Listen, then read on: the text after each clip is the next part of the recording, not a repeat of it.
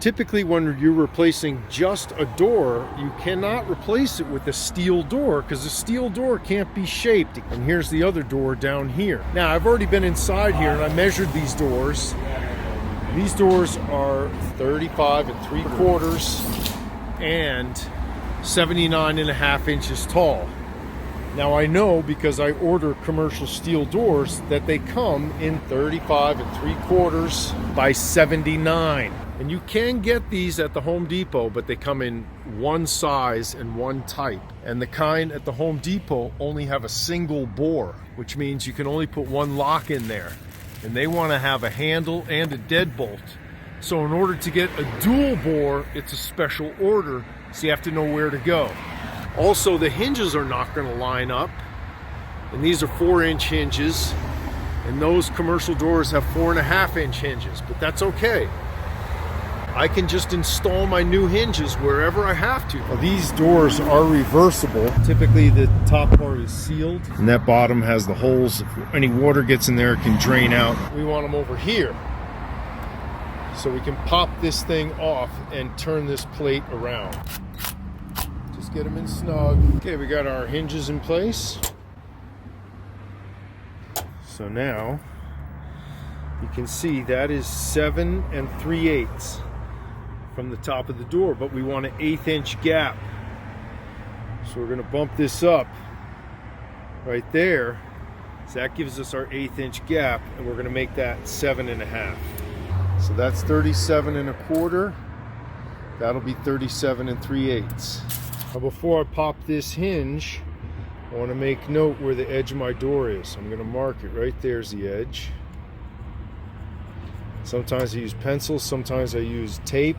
Sometimes pencil doesn't show up on these hinges, but this one I can see. So that's going to be the edge of my door. So we want to line up those lines with the edge of the inside jamb. Now most of these commercial hinges have what are called NRPs, non-removable pins. So you can't just pop the pin out. If you start hitting it and it's not moving, stop and take a look. You'll see a little set screw in there because if these hinges were facing outside, they don't want people to be able to remove the pins. So in most cases, it's a little hex screw. You take that out, and then you can remove the hinge pins. I put my removal tool in there and pop these right out. There's my mark for my new hinge location. I got that on each one of these. And now, so I'm going to put that right there. And then I got to draw this and chisel it out. Our lines match up and this thing is flush. That's what I'm concerned with. Now when it goes in, I'm going to put it in like the same thing here. So that one's fine, that one's fine. And I always cut these a little bit bigger so in case I'm off or we have to move it, I have a little bit of wiggle room. To do this, I'm only going to put in 2 screws to start. I don't want to do all 4 because if I have to move it, I don't want to burn all those 4 screw holes. Hang the door on there, and then the other 2 hinges I leave on the door, and they should just fall right into place here, and we'll screw them in place. So I got my hinge pin at the ready. I'm going to keep that in my pocket. I got my middle and my bottom hinge on here together. So I'm going to hang this, put in my hinge pin, and that'll hold the door. And then I'll just pull these out and screw them into the jamb. So there it is, I hung it. Put the hinge pin in. Now the door is just balanced. Now what I want to do is open it up to 90 degrees. I want to have some wedges here to hold the door in place because I don't want it flopping around. So that looks about right. Now you see I just open this up and I'll release the pressure on those wedges to pull this thing into place and then just put a screw in. Once you put the one screw in that second hinge, the door pretty much stays where you want it.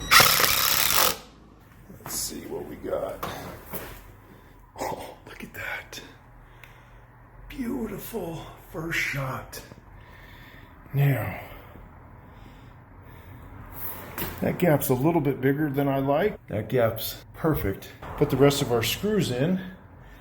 And what I like about it is it's nice and flush from top to bottom and all the way around. So looks great. Now, you can fix that. We can't move the door over because this gap is perfect. We don't want to mess with that. Also, the bottom gap is perfect. So it's just right here. So this jamb goes in like that, sort of C shape. So here's what you can do. Cut it right down here with the knife. Just pry it off carefully.